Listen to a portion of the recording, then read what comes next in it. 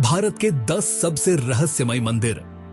भारत को आध्यात्म और साधना का केंद्र माना जाता है, पर कई प्राचीन मंदिर हैं जिनका विशेष महत्व है। इनमें से कई मंदिर बेहद चमत्कारिक और रहस्यमय भी हैं। देवी देवताओं में आस्था रखने वाले लोग इसे भगवान की कृपा मानते हैं, तो वहीं अन्य लोगों के लिए यह आश्चर्य का विषय बना हुआ है। तो आइए आपको बताते हैं भारत के रहस्यमय मंदिर के बारे में जानकारी। पुरी जगन्नाथ मंदिर। जगन्नाथ मंदिर भारत के सबसे प्रतिष्ठित मंदिरों में से एक है। हर साल लाखों भक्त जगन्नाथ मंदिर में दर्शन के लिए आते हैं। जगन्नाथ मंदिर में भगवान कृष्ण को भगवान जगन्नाथ के रूप में पूजा जाता है। यह मंदिर ओडिशा के पुरी में स्थित है। इस मंदिर में भगवान जगन्नाथ अपने बड़े भाई भगवान बलभद्र और छोटी बहन देवी सुभद्रा के साथ विराजमान हैं। इस मंदिर से कई ऐसे रहस्य जुड़े हैं जिनका कोई वैज्ञानिक आधार नहीं है।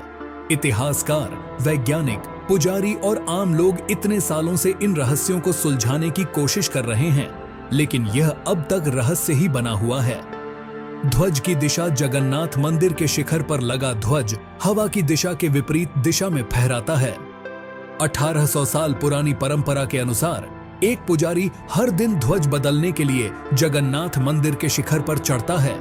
ऐसा कहा जाता है कि अगर एक दिन के लिए भी यह अनुष्ठान छोड़ दिया जाए तो मंदिर 18 साल तक बंद रहेगा। और मंदिर 45 मंजिला इमारत जितना ऊंचा है। लकड़ी की मूर्तियां लकड़ी से बनी होती हैं और नवकलेवर के दौरान उन्हें नई मूर्तियों से बदल दिया जाता है। यह अनुष्ठान हर 8, 12 या 19 साल में एक बार किया जाता है। कठोर विनिर्देशों वाले पवित्र नियम के पेड़ों का चयन किया जाता है और इस उद्देश्य के लिए उनका उपयोग किया जाता है। नक्काशी 21 दिनों की अवधि के भीतर चयनित बढ़ई द्वारा गुप्त रूप से की जाती है। पुरानी मूर्तियों को कोयली वैकुंठ के पास दफनाया जाता है। चाहे दिन का कोई भी समय हो, चाहे सूरज आसमान में कहीं भी चमक रहा हो, मंदिर की कोई छाया नहीं बनती। अब यह वास्तुकला का चमत्कार है या सिर्फ चमत्कार, यह अभी भी अज्ञात है। मंदिर के शीर्ष पर एक चक्र लगा हुआ है जिसका वजन लगभग 1 टन है। सबसे आश्चर्यजनक बात यह है कि पुरी में किसी भी बिंदु पर ऊंचाई से चक्र को देखने वाला कोई भी दर्शक हमेशा देखता है कि चक्र का मुंह हमेशा अपनी ओर ही होता है। इससे भी अधिक रहस्यमय बात यह है कि 12वीं शताब्दी के लोगों ने मंदिर के शीर्ष पर इतना भारी चक्र कैसे स्थापित किया। प्रसादम का रहस्य। हर साल लाखों तीर्थयात्री इस पवित्र मंदिर में आते हैं और रथ यात्रा या जगन्नाथ पूजा के दिनों में आम दिनों की तुलना में ज्यादा तीर्थयात्री आते हैं। लेकिन हर दिन एक ही मात्रा में भोजन पकाया जाता है। किसी भी दिन भोजन बर्बाद नहीं होता और कोई भी भक्त भूखा नहीं रहता। कन्याकुमारी मंदिर। कन्याकुमारी भारत के तमिलनाडु राज्य के कन्याकुमारी जिले में स्थित एक नगर है। यह भारत की मुख्य भूमि का दक्षिणतम नगर है। यहाँ से दक्षिण में हिंद महासागर, पूर्व में बंगाल की खाड़ी और पश्चिम में अरब सागर है। समुद्र में तिरुवल्लुवर की मूर्ति स्मारक शिला खड़ी है। कन्याकुमारी एक महत्वपूर्ण हिंदू तीर्थ स्थल भी है। समुद्री तट पर कुमारी देवी का मंदिर है। यहाँ देवी पार्वती के कन्या रूप को पूजा जाता है। मंदिर में प्रवेश के लिए पुरुषों को कमर से ऊपर के वस्त्र उतारने पड़ते हैं। प्रचलित कथा के अनुसार देवी का विवाह संपन्न न हो पाने के कारण बच गए दाल चावल बाद में कंकर बन गए।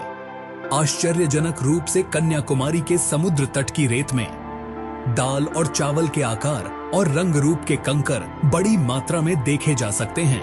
कन्याकुमारी अपने सूर्योदय के दृश्य के लिए काफी प्रसिद्ध है। सुबह हर होटल की छत पर पर्यटकों की भारी भीड़ सूरज की अगवानी के लिए जमा हो जाती है।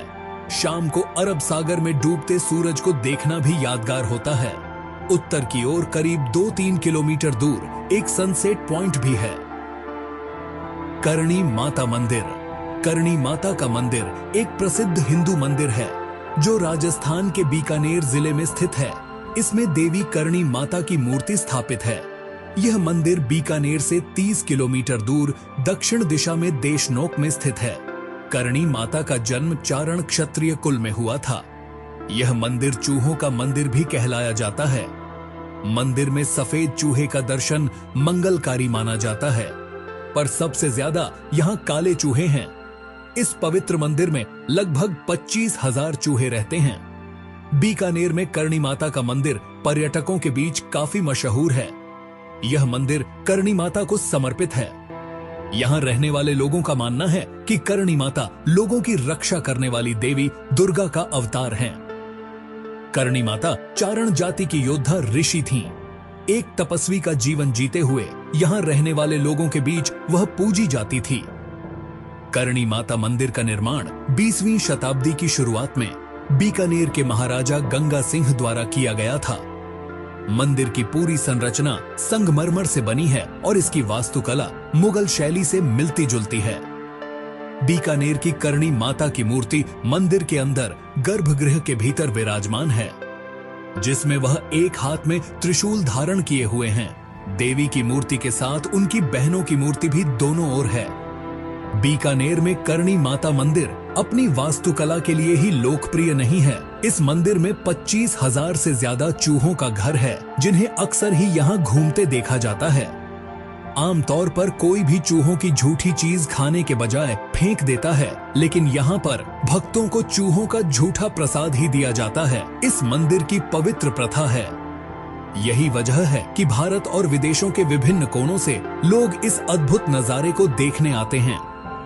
इतना ही नहीं, चूहों के लिए दूध, मिठाई और अन्य प्रसाद भी लाते हैं। सभी चूहों में से सफेद चूहों को खास तौर से पवित्र माना जाता है, क्योंकि उन्हें करणी माता के पुत्र का अवतार माना जाता है।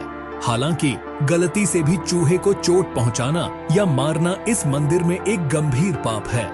इस अपराध को अंजाम देने वाले लोगों को तपस्या के तौर पर मरे हुए चूहे को सोने से बने चूहे से बदलना होता है। इसलिए यहाँ लोग पैर उठाकर चलने के बजाय घसीट कर चलते हैं, ताकि कोई चूहा पैरों के नीचे ना आ जाए। इसे अशुभ माना जाता है। करणी माता मंदिर से जुड़ी कई दिलचस्प कहानियां भी हैं।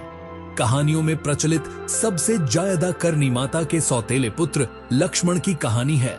एक दिन कोलायत तहसील में कपिल सरोवर से पानी पीने की कोशिश करते समय लक्ष्मण उसमें डूब जाते हैं। दुखी होकर करणी माता ने देवता यम से काफी प्रार्थना की। यमराज को विवश होकर उनके पुत्र को चूहे के रूप में पुनर्जीवित करना पड़ा था। कामाख्या मंदिर। कामाख्या मंदिर असम की राजधानी दिसपुर के पास गुवाहाटी से 8 किलोमीटर दूर कामाख्या में नीलांचल पर्वत पर स्थित है। यह मंदिर शक्ति की देवी सती का मंदिर है। यह मंदिर एक पहाड़ी पर बना है, व इसका महत्व तांत्रिक महत्व है। मां कामाख्या देवी का मंदिर असम में राजधानी गुवाहाटी के नजदीक स्थित है। यह चमत्कारिक मंदिर मां भगवती के 51 शक्तिपीठों में शामिल है, लेकिन प्राचीन मंदिर में देवी भगवती की एक भी मूर्ति नहीं है। एक कथा के मुताबिक जब भगवान विष्णु ने सुदर्शन चक्र से मां सती के शव को काटा था, तो कामाख्या में उनके शरीर का गर्भ गिरा था। जहां जहां माता सती के अंग गिरे थे, वह जगह शक्तिपीठ कहलाती है। यहाँ पर कोई मूर्ति नहीं है। मां सती के शरीर के अंग की पूजा की जाती है। कामाख्या मंदिर को शक्ति साधना का केंद्र माना जाता है। यहाँ पर हर किसी की कामना पूरी होती है। इस वजह से इस मंदिर का नाम कामाख्या पड़ा है। यह मंदिर 3 भागों में बंटा है। इसके पहले हिस्से में हर किसी को जाने की इजाजत नहीं है। दूसरे हिस्से में माता के दर्शन होते हैं। यहाँ पर एक पत्थर से हमेशा पानी निकलता रहता है। बताया जाता है कि इस पत्थर से महीने में एक बार खून की धारा बहती है। यह क्यों और कैसे होता है, इस बात का पता आज तक वैज्ञानिक भी नहीं लगा पाए। काल भैरव मंदिर। मध्य प्रदेश के उज्जैन शहर में महाकालेश्वर मंदिर के पास में भगवान काल भैरव का प्राचीन मंदिर स्थित है। यह मंदिर उज्जैन शहर से 8 किलोमीटर दूरी पर है। काल भैरव का यह मंदिर लगभग 6000 साल पुराना माना जाता है। यह एक वाम मार्गी तांत्रिक मंदिर है। वाम मार्ग के मंदिरों में मांस, मदिरा, बलि, मुद्रा जैसे प्रसाद चढ़ाए जाते हैं। प्राचीन समय में यहाँ सिर्फ तांत्रिकों को ही आने की अनुमति थी। वे ही यहाँ तांत्रिक क्रियाएं करते थे और कुछ विशेष अवसरों पर काल भैरव भगवान को मदिरा का भोग भी चढ़ाया जाता था।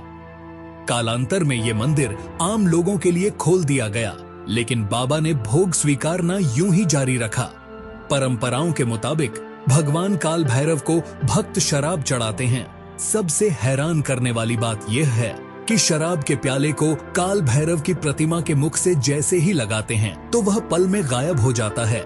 इस बात की भी जानकारी आज तक नहीं मिल पाई कि आखिर वो शराब जाती कहां है। वीरभद्र मंदिर, लेपाक्षी, आंध्र प्रदेश। क्या आपने भारत में हैंगिंग पिलर मंदिर के बारे में सुना है? यह आंध्र प्रदेश के लेपाक्षी जिले में स्थित वीरभद्र मंदिर है। आंध्र प्रदेश के अनंतपुर जिले में भगवान शिव का लेपाक्षी मंदिर है। इस मंदिर में भगवान शिव के क्रूर और रौद्र रूप भगवान वीरभद्र विराजमान हैं। इसी कारण से इस मंदिर को वीरभद्र मंदिर भी कहा जाता है। यह मंदिर हैंगिंग पिलर टेम्पल के नाम से भी अब दुनिया भर में विख्यात हो चुका है। इस मंदिर में यूं तो 70 खंभे हैं, लेकिन इस मंदिर का आकर्षण केंद्र हवा में लटका वो खंभा है जिस पर मंदिर का पूरा भार आधारित है। मंदिर में मौजूद हवा में लटके इस खंभे को आकाश स्तंभ के रूप में माना जाता है। यह खंभा जमीन से आधा इंच के करीब ऊपर उठा हुआ है।